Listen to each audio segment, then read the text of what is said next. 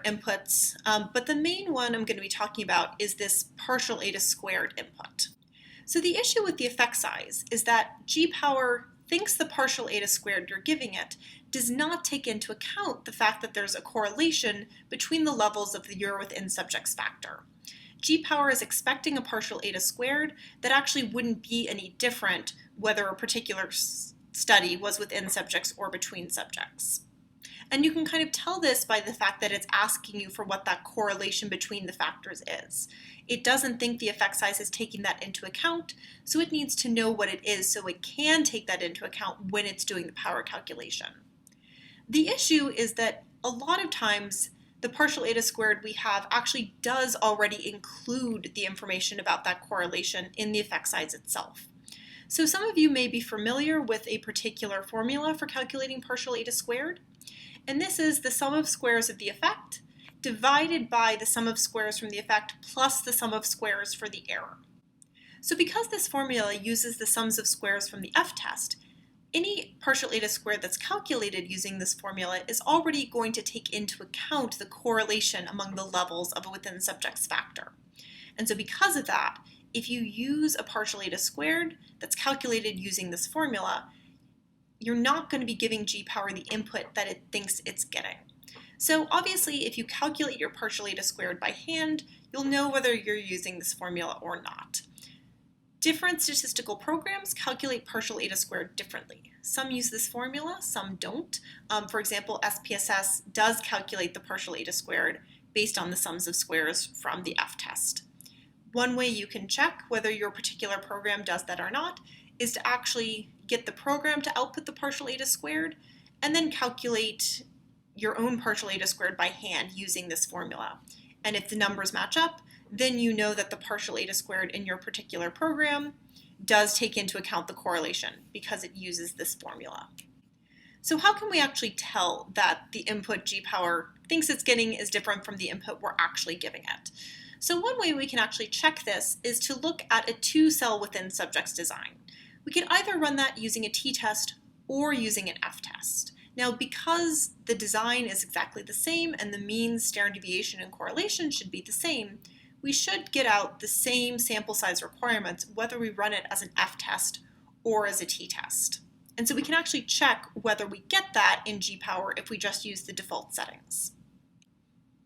So what I'm going to do is run the power calculation in G-power with the f-test and the t-test using effect sizes that are analogous to one another.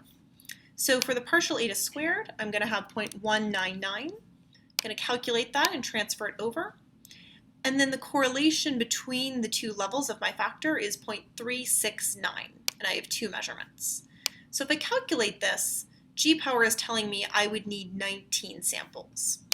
So if I now go to the t-test, so t-test match pairs because it's a within subjects t-test, and I put in the analogous Cohen's d, which is 0.486, I should get that 19 again.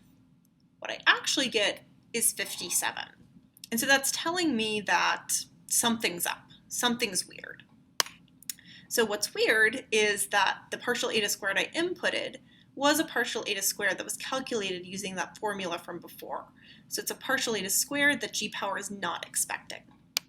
So if I go back to the f-test, there's this option button way down here. And if I click on this, I get 4 options for how my effect size was calculated.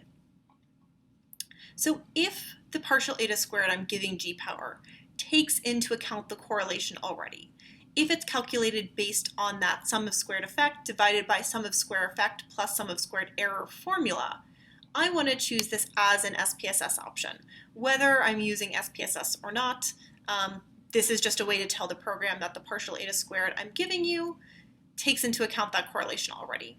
So if I say OK here, you'll notice a couple things. One is that my effect size is now an f of u, and the input for that correlation has gone away because the correlation is already wrapped into my partial eta squared. So if I calculate the effect size again, transfer it over, rerun the power calculation, I'm now getting 56 samples, which is just one away from that 57 that the t-test was telling me. And so what this illustrates is that the solution is to use the as an SPSS option in G-power if the partial eta squared you're using is calculated based off those sums of squares from the ANOVA table. So in part 2, I'm going to talk about higher order designs. So specifically designs where you have multiple crossed within subjects factors. G-power actually assumes you have one within subjects factor, which is not entirely clear from the inputs. So we're going to talk a little bit about how you can tell that, and then what you can do if you do have a cross within subjects design to still use G-power to do some power calculations. As with all our videos, all the material related to this video, as well as the repeated measures part 2, are available on the OSF.